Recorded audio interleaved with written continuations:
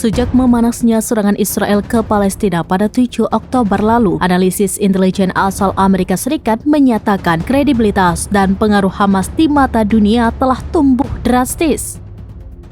Sebelum tanggal 7 Oktober, seorang pejabat senior pemerintahan mengatakan bahwa Hamas bukanlah organisasi yang sangat populer. Akan tetapi, sekarang ini lebih populer. Hal senada juga dilontarkan para pejabat pemerintahan Amerika yang berkedudukan di Gedung Putih. Mereka menyatakan bahwa Hamas yang ditetapkan sebagai kelompok teroris oleh Amerika Serikat dan Eropa kini telah berhasil memposisikan dirinya sebagai pembela perjuangan Palestina yang terpopuler. Dukungan warganet kepada Hamas mulai mencuat setelah beredarnya video-video yang menampilkan kelompok tersebut sebagai pejuang bermoral tinggi yang mengikuti ajaran Islam.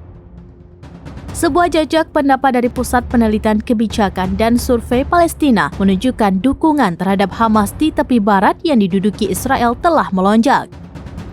Dari 12% pada bulan September, kini naik menjadi sekitar 44% per bulan Desember 2023.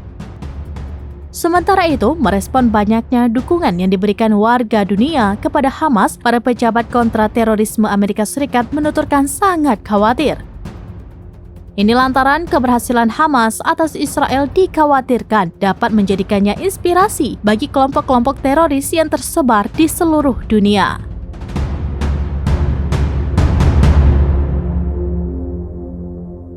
Download Tribun X sekarang, menghadirkan lokal menjadi Indonesia.